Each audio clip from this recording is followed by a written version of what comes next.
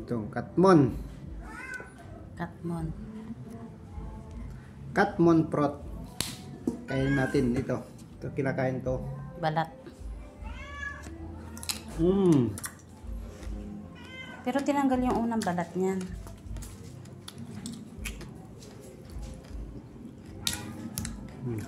Ito yung nakalagay sa 25 cents na pera ng Pilipinas. Katmon prot. Maasim-asim ano? Medyo. Pero hindi pa masyado.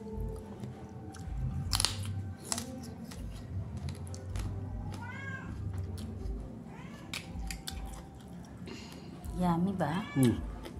Ayan. Yung pinakang laman niya. Tapos ito kinakain din.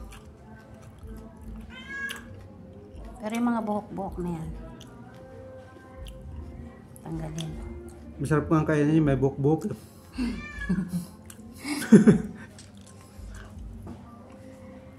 May buhok-buhok din ito.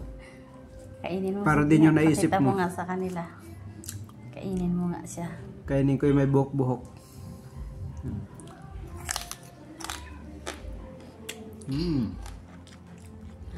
Sarap.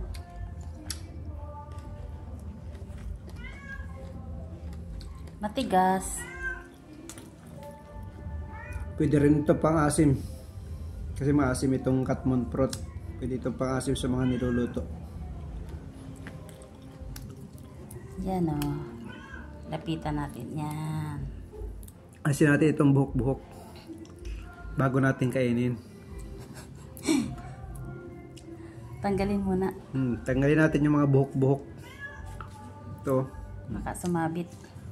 Sumasabit ito sa ngipin. Pagka ano itong mga buhok-buhok na ito eh. Mamaya pagtawa mo, makita may buhok ka sa ngipin. Sabi mo, anong kinain mo? Ayan, nakatawa siya dyan. Anong kinain mo? Bakit may buhok ka sa ngipin? Kaya alisin natin yung buhok bago natin kainin. Katmon. Siguro kaya tinawag nilang katmon ito kasi yung kat, 'di ba may mga sungot 'yon. Yung nasa nguso ng ano, pusa. Para itong mga sungot ko. Yan. Kainin natin 'to. Kainin mo yan. Pakikita natin. Tigas bakin. Huwag na natin bakin, kagatin na natin ng ganito. Kagatin mo na lang. Ngaw. Ayan. Okay ba? Hindi pa masyado maasim kasi bubot pa siya. Ah, ganun pala yun. Maasim, ako ng tatlong, maasim ito pagka tatlong ano, hibla. Pahingi ako. pagka medyo magulang na siya. Gusto niya Kasi din ano na, nangangasim yung ano ko. kain mo kay. Nangangasim na ako. Yan. Ayan guys, oh. Kain Tatlong mo. hibla. Tatlong Oh, may buto din siya, oh. Ayan, may buto din pala eh. Ayan, may buto nga. Pero malambot pa Ayan yung buto. guys.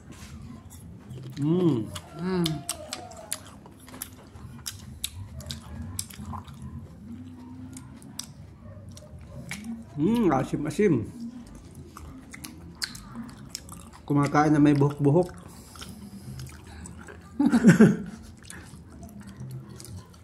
Pero huwag mo kainin yung buhok.